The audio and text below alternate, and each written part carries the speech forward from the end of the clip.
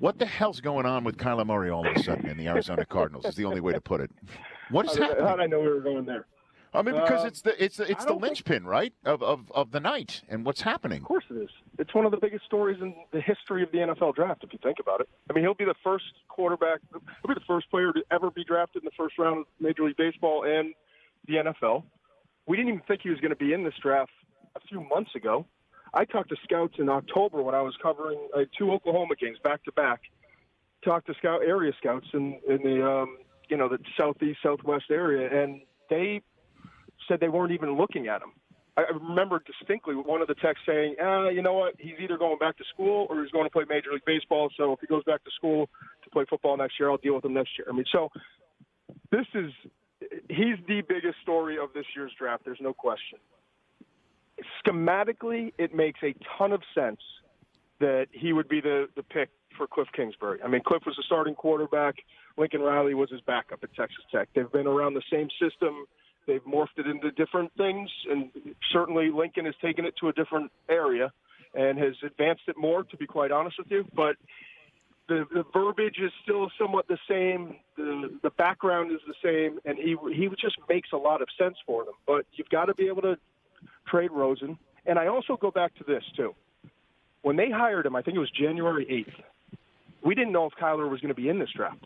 Remember all the – I mean, he was on your show, I think. The awkward interviews at the Super Bowl, not knowing definitively if he was going to play baseball or football. So when Arizona hired Cliff, they hired him with the mindset that Rosen was going to be the quarterback moving forward. And now – all of a sudden, it's this, almost immediate shift towards when we got to the Combine in late February. So it won't shock me if he's not the first overall pick, but I still think there's a better than 80% chance that Kyler Murray is the first overall pick. And we probably won't know what happens with Josh Rosen until they get on the clock, or maybe after.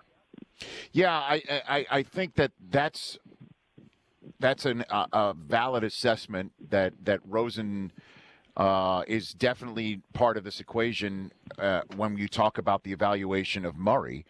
And in that regard, if they don't take Murray, then they have messed with the mind of Josh Rosen for the first 2-3 months of the Cliff Kingsbury administration there.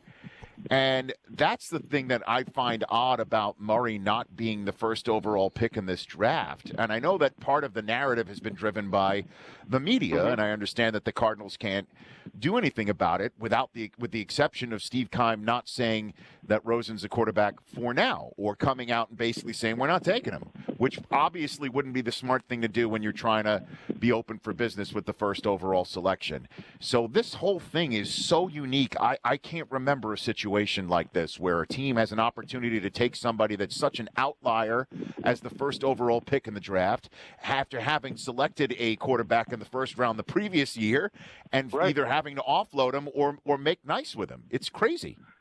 It is crazy. And either they have messed with his mind for the last several months, or that interview that he recently did with Josh Rosen, he's a great actor, because it clearly appears that he doesn't know. He thinks it's up in the air what's going to happen, and no one's really communicating with him, what the future holds in Arizona. So, to your point, to do that to your starting quarterback, and then all of a sudden, if they go in a different direction, then hey, we're all in. Let's go. Plus, he's a camp today. I mean, the whole thing is really bizarre. He's in the building right now. I know. Yeah. He's there. Today is when they're going to be having some more off-season activities. And by the way, he does not know. That's not an acting job. And the video you're referring to is that Sports Illustrated video that is a fascinating watch for anybody that wants to get some access to a young kid trying to figure things out.